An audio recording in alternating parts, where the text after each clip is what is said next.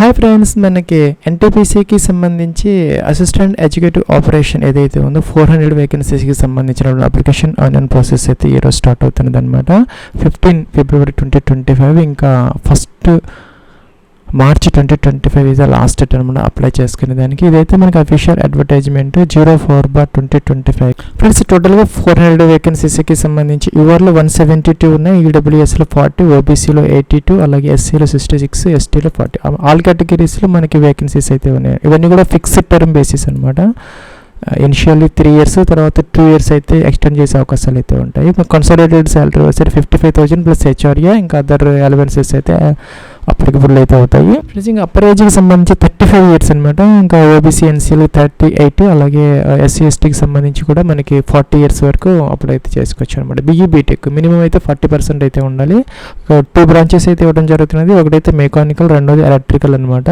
మీరు BE BTech కనుక 40% మార్క్స్తో mechanical ఎలక్ట్రికల్లో చేస్తుంటే దీనికి ఎలిజిబుల్ అయితే అవుతారనమాట. దీంతోపాటు మనకి 1 year ఎక్స్పీరియన్స్ అయితే ఉండాలి after completion of degree.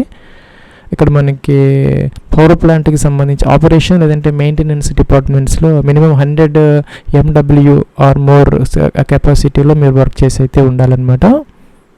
Friends, ఇంకా అప్లికేషన్ ఫీజుకి సంబంధించి ఎస్సీ ఎస్టీ పీడబ్ల్యూడీ అలాగే ఎక్స్ సర్వీస్ మ్యాన్ అలాగే ఫీమేల్ క్యాండిడేట్స్కి ఫీజు అయితే లేదనమాట. ఓన్లీ మేల్ క్యాండిడేట్స్ ఎవరైతే ఉన్నారో జనరల్, ఈడబ్ల్యూఎస్, ఓబీసీ వాళ్ళకి 300 రూపీస్ మాత్రమే మీరు ఆఫ్లైన్ లేదంటే ఆన్లైన్లో అయితే ఫీజు అయితే పే చేసుకోవచ్చు.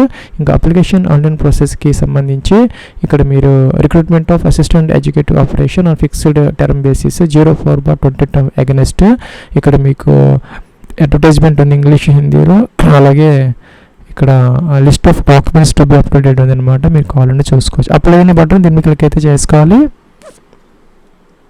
ప్లస్ అప్లికేషన్ ఆన్లైన్ ప్రాసెస్కి సంబంధించి మన careers.ntpc.co.in అనమాట. ఇదైతే అఫీషియల్ లింక్ అనమాట. ఇక్కడ ఇదైతే లాగిన్ ఫామ్. ఇక్కడ user ID, email ID enter చేసి క్యాప్చర్ ఎంటర్ చేసి లాగిన్ అయ్యి దానికన్నా ముందు ఇక్కడ మనకి న్యూ ఇయర్ రిజిస్ట్రేషన్ ఉందన్నమాట. అందరూ కూడా మొదట రిజిస్టర్ అయితే అవ్వాలి.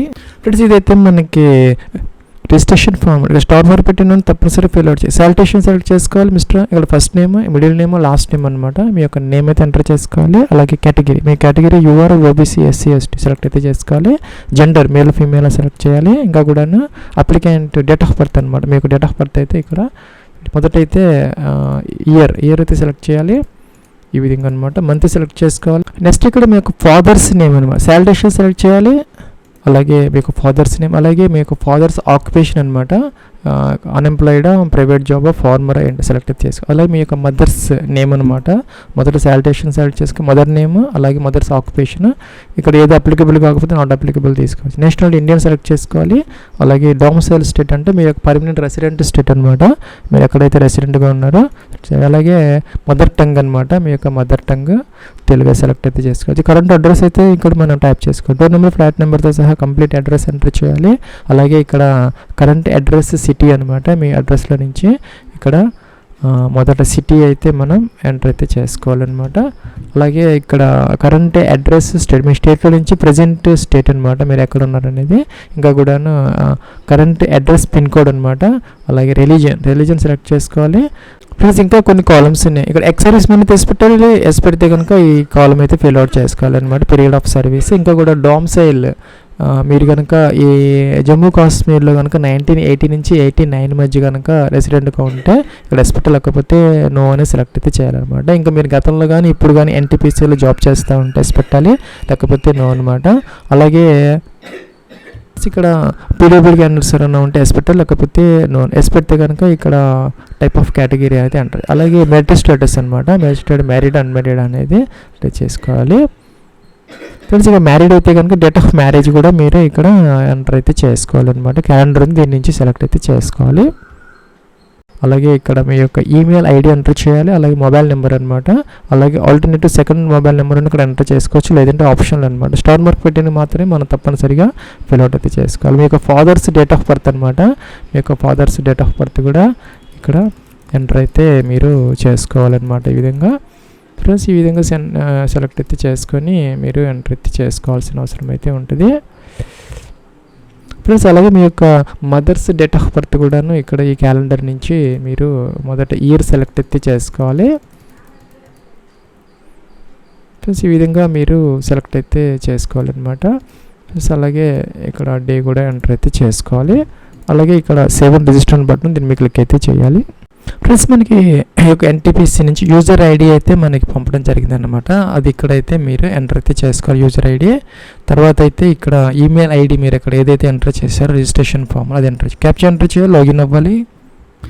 ఫ్రెండ్స్ మన ఈమెయిల్ ఐడికి అయితే 1 టైం పాస్వర్డ్ అయితే వచ్చింది అనమాట. ఎంటర్ చేయాలి, సబ్మిట్ అవ్వాలి. ఫ్రెండ్స్ ఇదైతే మనకి డాష్ బోర్డ్ అనమాట. లాగిన్ అయితే అయ్యాము. ఇక్కడ apply, payments, downloads, uploads, results, formats, archives, profile ఇలా ఇచ్చారనమాట. అప్లై అయిన దాని మీద క్లిక్ అయితే చేసుకోవాలి. ఫ్రెండ్స్ ఇక్కడైతే మనకి selection of recruitment advertisement and position వచ్చింది అనమాట. 04/2025 ఇక్కడ మనం జాగ్రత్తగా సెలెక్ట్ చేసుకోవాలి. 04/2025 04/25 అనమాట. సెకండ్ ఆప్షన్ సెలెక్ట్ చేయాలి. Assistant executive operation on fixed term basis select చేయాలి. కిందకి రావాలి. ఇక్కడ మీకు పోస్ట్ క్వాలిఫికేషన్ ఎక్స్పీరియన్స్ ఇందాక చెప్పినట్టుగా 1 year ఎక్స్పీరియన్స్ కావాలన్నమాట. ఎస్ ఆర్ నో అంటున్నారు, ఎస్ పెట్టాలి. అలాగే have you read the detailed advertisement మన నోటిఫికేషన్ చదివామని చెప్పేసి ఎస్ అయితే పెట్టాలి. గో నెక్స్ట్ అనాలి.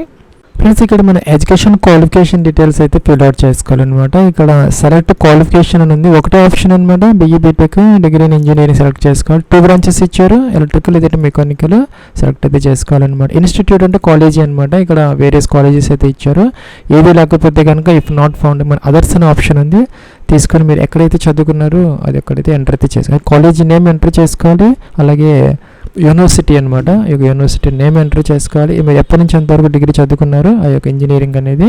అలాగే రిజల్ట్ అనేది ఎప్పుడు వచ్చింది, మీరు ఎప్పుడు ఆ యొక్క డిగ్రీని కంప్లీట్ చేసుకొని సర్టిఫికేట్లో అయితే ఉంటుంది అనమాట. డేట్ అయితే వేసుకోవాలి. పర్సంటేజ్ ఆఫ్ మార్క్స్ ఎంటర్ చేసుకోవాలి. ఇంకా అదర్ క్వాలిఫికేషన్స్ ఏదైనా ఉంటే ఇక్కడ ఎంటర్ అయితే చేసుకోవచ్చు. లేదంటే ఆప్షన్లు అనమాట. సో మన వర్క్ ఎక్స్పీరియన్స్ అయితే మనం కంపల్సరీగా ఫిల్అవుట్ అయితే చేసుకోవాలి. ఇంకా మనకి ఎడ్యుకేషన్ క్వాలిఫికేషన్కి సంబంధించి మన మినిమం అయితే 40% అయితే ఉండాలన్నమాట. SC ST PWD క్యాండిడేట్స్కి మాత్రం పాస్ అయితే సరిపోతుంది, పాస్ మార్క్స్ అనమాట. మిగతా వాళ్ళకైతే 40% అయితే మినిమం అనమాట. కట్ ఆఫ్ డేట్ వచ్చేసరికి మనకి 1 March 2025కి డిగ్రీ అయితే కావాలి. After completion of degree 1 year experience అయితే అడుగుతున్నారనమాట. ఇక్కడ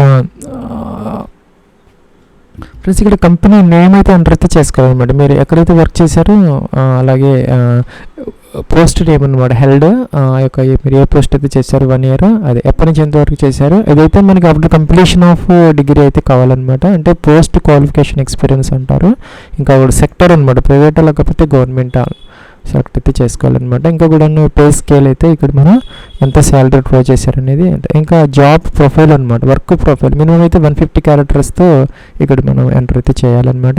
ఇంకా కూడా ఏరియా ఆఫ్ ఎక్స్పీరియన్స్ అంటే మన మెయింటెనెన్స్ డిపార్ట్మెంట్ లేకపోతే ఎరెక్షన్, ఇంజనీరింగ్, అదర్స్ ఎంట్రన్స్ మనం సెలెక్ట్ అయితే చేసుకోవాలన్నమాట. ఇంకా వేరే ఎక్స్పీరియన్స్ ఏదైనా ఉంటే మన క్రోనలాజికల్ ఆర్డర్ అనమాట. అంటే అసెండింగ్ ఆర్డర్లో అయితే మనం ఎంటర్ అయితే చేసుకోవాలి. ఒకటే ఎక్స్పీరియన్స్ ఉంటే ఎంటర్ అయితే సరిపోతుంది అనమాట. కిందకైతే రావాలి. ఇక్కడ మనకి I hereby undertake that there is no criminal cases అనమాట. ఇక్కడ మనం ఎస్ అయితే పెట్టాలి. అంటే మీ మీద కేసెస్ ఏం లేవని అనమాట. అలాగే డిసిప్లినరీ ప్రొసీడింగ్స్ అనమాట. అగైనెస్ట్ మీ మీద ఎటువంటి డిసిప్లినరీ ప్రొసీడింగ్స్ లేవని చెప్పేసి మనం ఇక్కడ నో అయితే పెట్టాలన్నమాట. నో పెడితే కనుక మీ మీద ఎటువంటి ప్రొసీడింగ్స్ లేవని అర్థం అనమాట.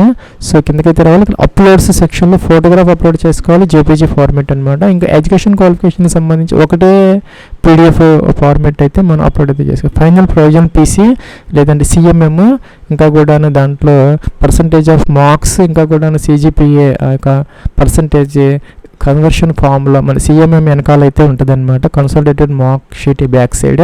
లేకపోతే కనుక కాలేజీ లేదంటే యూనివర్సిటీ వాళ్ళు మనకి కన్వర్షన్ ఫార్ములాకి సంబంధించినటువంటి ఆ యొక్క స్కేల్ అయితే ఇస్తారనమాట.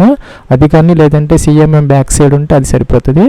ఇవన్నీ కలుపుకొని మనం ఒకటే PDF అయితే అప్లోడ్ అయితే చేసుకోవాలి. అలా ఎక్స్పీరియన్స్ సర్టిఫికేట్కి సంబంధించి కూడా ప్రైవేట్ వాళ్ళు అయితే Form 16 అయితే ఇవ్వాలి. గవర్నమెంట్ కానీ ఇంకా PSU వాళ్ళు అయితే కనుక NOCతో పాటు పే స్కేల్ సర్క్యులర్ ఇంకా మ్యాట్రిక్స్ అదైతే వాళ్ళు అప్లోడ్ అయితే చేసుకోవాలన్నమాట. ప్లీజ్ ఇక్కడ మనకి వేరియస్ ఆప్షన్స్ అయితే ఇచ్చారనమాట. అంటే అపాయింట్మెంట్ లెటర్ కానీ, ఆఫర్ లెటర్ కానీ, ఇంకా కూడా కన్ఫర్మేషన్ లెటర్ కానీ ఏదో ఒకటి మీరు యొక్క ఫామ్ 16తో పాటు మీరు అప్లోడ్ చేస్తే సరిపోతుంది అనమాట. లేదంటే ఎన్ఓసి లేదంటే ఈ యొక్క పే స్కేల్ యొక్క మ్యాట్రిక్స్ ఏదైతే ఉంటుందో దానికి సంబంధించినటువంటిది అనమాట. ప్రైవేట్ వాళ్ళైతే ఫామ్ 16, మిగతా వాళ్ళైతే NOC plus pay scale circular. ఇంకా కూడా మనకి పర్సనల్ డాక్యుమెంట్ అని చెప్పేసి ఇక్కడ మన 10th class certificate, mark sheet, pan card, Aadhaar card, category certificate, SC ST OBC EWS వీళ్ళందరికీ ఇక్కడ సంబంధించి వీళ్ళైతే ఒక ఎన్టీపీసీ వాళ్ళు మనకి ఇచ్చారనమాట సర్టిఫికేట్ ఫార్మేట్స్ అనమాట. ఓబీసీ వాళ్ళకి, ఎస్సీ ఎస్టీ అలాగే అన్ని వాళ్ళు అలా ఎక్స్పీరియన్స్ సర్టిఫికేట్ ఫార్మేట్ కూడా ఉన్నది. కావాలంటే మీరు చెక్ చేసుకొని డౌన్లోడ్ చేసుకొని దాంట్లో అప్లైన్ అయితే చేసుకొని మీరు అప్లోడ్ అయితే చేసుకోవచ్చు అనమాట. ప్లస్ కిందకైతే రావాలి. ఇక్కడ మనకి ఫీజుకి సంబంధించి 2 ఆప్షన్స్ ఉన్నాయన్నమాట. Offline, online. ఫీజు ఉన్న వాళ్ళకి, ఫీజు లేని వాళ్ళకైతే డైరెక్ట్గా ఈ యొక్క ఆప్షన్ అయితే ఉండదు అనమాట. కిందకైతే వచ్చేసేయచ్చు. ఇక్కడ టెస్ట్ సెంటర్స్ అనమాట. హైదరాబాద్ ఉంది, సెలెక్ట్ చేసుకోవచ్చు. 2 ఆప్షన్ అయితే ఇక్కడ ఏదో ఒకటి మనం సెలెక్ట్ చేసుకోవచ్చు. టిక్ ఆన్ చేయాలి. ఇక్కడ మీరు సబ్మిట్ అయితే చేసుకోవాలి అప్లికేషన్ ఫామ్. ప్లస్ ఇంకా ఫీజు ఆఫ్లైన్లో పే చేయాలనుకున్న వాళ్ళకి ఇక్కడ పేమెంట్ ఆఫ్ ఆఫ్లైన్ మోడ్ అని చెప్పేసి నోటిఫికేషన్లు అయితే ఇవ్వడం జరుగుతుంది అనమాట. స్టేట్ బ్యాంక్ ఆఫ్ ఇండియాకి సంబంధించి అకౌంట్ నెంబర్ ఇచ్చారు, ఇంకా కూడా అడ్రస్ కూడా ఇచ్చారు అనమాట. ఇంకా కోడ్ కూడా ఇచ్చారు. మన బిహాఫ్ ఆఫ్ ఎన్టీపీసీ మనం ఈ వీళ్ళకైతే ఫీజు అయితే పే చేయాలి. ప్లస్ మీరు ఆఫ్లైన్లో ఫీజు పే చేసినప్పుడు ఇక్కడ ఎన్టీపీసీ చలానా నెంబర్ ఉంటుంది, జనరల్ నెంబర్ ఉంటుంది, ఎస్బీఐ బ్రాంచ్ మీరు ఏ బ్రాంచ్లో ఫీజు పే చేశారో, డేట్ ఆఫ్ పేమెంట్ అనమాట. మీరు ఏ డేట్ ఆఫ్ పేమెంట్ చేశారనే డేట్ కూడా వేసుకోవాలి. అదే ఆన్లైన్ అయితే కనుక ఇక్కడ మీకు proceed to the online payment అని ఉంది. దీన్ని క్లిక్ చేసి తర్వాత చలానా నెంబర్ వస్తుంది. ఇక్కడ అయితే ఎంటర్ అయితే చేసుకోవాలన్నమాట. దీన్ని క్లిక్ అయితే చేయాలి. ఇలా అయితే వస్తుంది అనమాట. ప్లస్ ఇక్కడ మనకి ఇలా అయితే వస్తుంది. టిక్ ఆన్ చేయాలి, సబ్మిట్ అవ్వాలి. ఫ్రెండ్స్ ఇక్కడ మనకి 2 ఆప్షన్స్ వచ్చాయి. Credit card, debit cards, net banking. ఏదో ఒక గేట్వే ద్వారా మీరు ఫీజు అయితే పే చేసుకోవాలి. చలాన్ నెంబర్ ఆటోమేటిక్గా వచ్చేసింది అనమాట.